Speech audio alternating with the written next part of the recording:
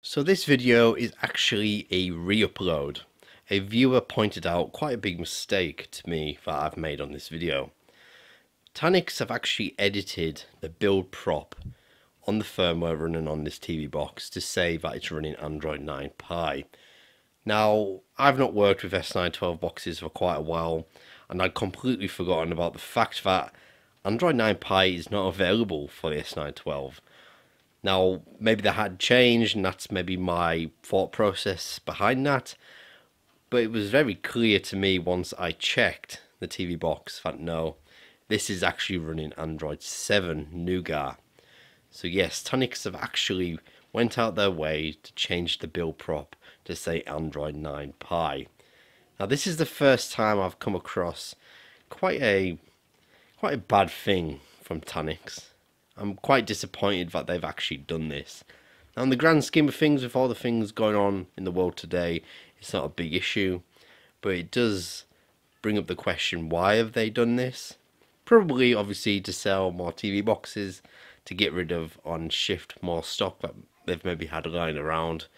But for Tanix, a TV box manufacturer that I somewhat respect, now they're not perfect, they've made plenty of mistakes in the past, but in general their TV boxes were pretty solid. And for them to do that, well, it's made me a bit disappointed. Anyway, in this video I say that this box is running Android 9 Pie. It's not, just ignore that. The rest of the TV box, in terms of its performance and all the different things you can do with it, because it's one of those TV boxes that's really ideal for someone like me that likes to tinker, likes to play around and do lots of different things with a TV box, as you've probably seen on this channel many times before.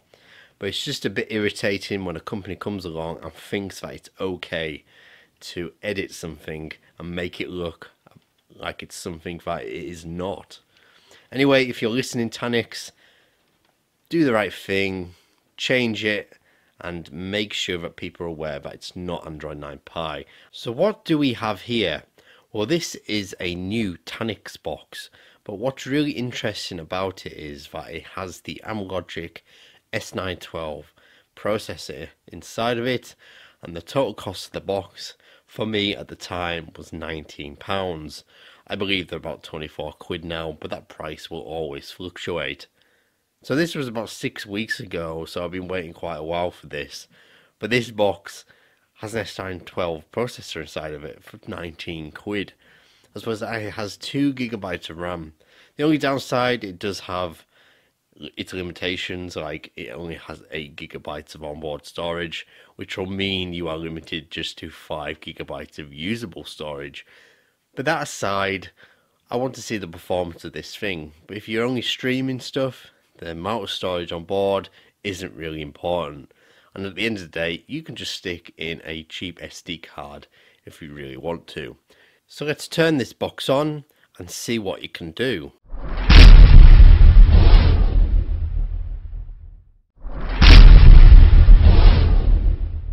So this is the UI of the TV box, and this is running Android 9 Pie.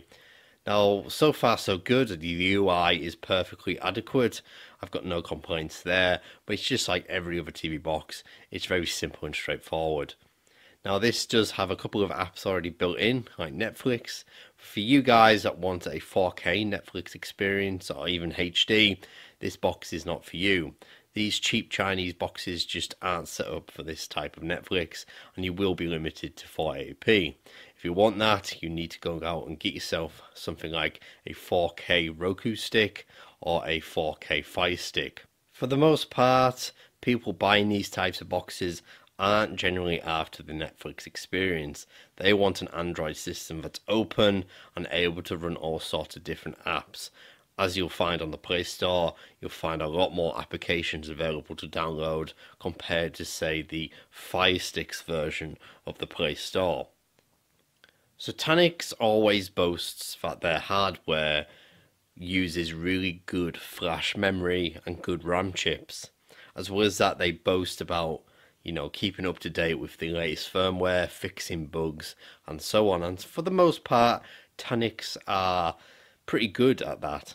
They do have a Facebook page where people can go and ask questions, and they can even report issues on their boxes, and they seem to respond pretty well for the most part. They're not perfect by any stretch of the imagination, but for a TV box manufacturer from China that specializes in these cheap Chinese boxes, they do a pretty decent job, so thumbs up to them.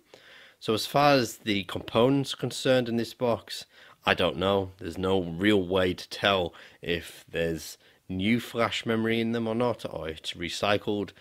But so far, from Tanix TV boxes, in my opinion, they seem to be decent hardware. Using this box generally is absolutely fine. Everything is rock solid. You've got the Play Store, of course, and things download and install just fine. Using Kodi, absolutely fine. If you want to play some games, like Asphalt, for example, no issues there. As well as that, plugging in a controller, for example, connects, no issues at all. But I want to go a bit further than that. How about running something like Corelec from this? How about running something like Emulec? We looked at that just the other week. So let's try that out now, and let's see what sort of performance we can get from, say, Emulec running on Corelec, running from an SD card on this Tanix box.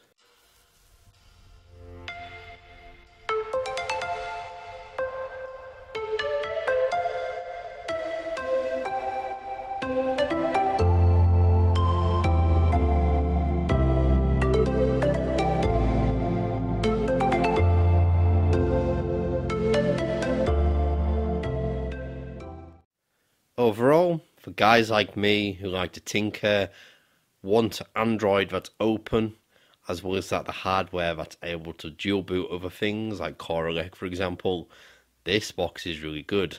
It's really cheap. It's 19 quid, or about 24 quid now. That price will change all the time. And as well as that, it's got that Amlogic S912 processor. Yes, it's from the last generation, but it's still capable. And in a cheap TV box like this, it could be a good option for you guys but like to do things like myself, tinker with Android, get lots of different apps working on it, and doing lots of different things. So if you're interested, I'll leave that link in the description where you can check it out. Thanks for watching, guys, and we shall see you on the next one.